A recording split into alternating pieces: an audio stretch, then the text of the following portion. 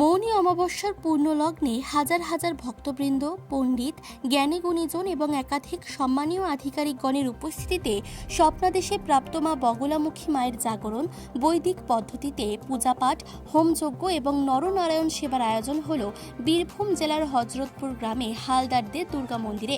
11 জন বৈদিক পণ্ডিত এবং পুরোহিত মিলে মায়ের পূজাপাঠ, হোমযজ্ঞ সম্পূর্ণ করেন। পূজা শেষে মায়ের সেবক শ্রী হৃদয় হালদার এবং পরিতোষ হালদার মায়ের নির্দেশেই রতন্তি কালী পুজোর এই পূর্ণতিথিতে মায়ের মূর্তি রানীগঞ্জের সাহেবগঞ্জে নিয়ে যান। আগামী 27 জানুয়ারিতে বাঁকুড়া জেলার কুস্থলিয়ায় লালপুর গ্রামে মায়ের মন্দিরের ভিত্তিপ্রস্তর স্থাপিত হবে, যেই মন্দিরে মাকে প্রতিষ্ঠিত করা হবে এবং মাকে স্থায়ীভাবে পূজিত করা হবে।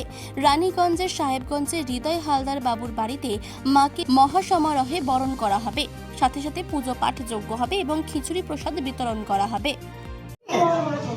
আমরা ছোট থেকে আমরা তোমাকে এত আমরা জানতো। কি কি দেখেছিলেন, কি কি জানতেন? মানে না জটা হয়েছিল নাকি? আমরা আসলে দেখে এসেছি।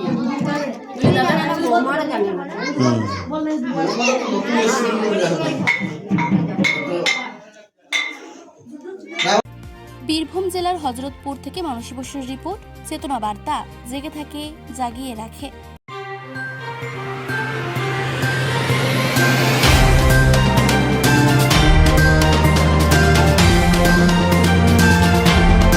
চেতনা বার্তা, জেগে থাকে, জাগিয়ে রাখে।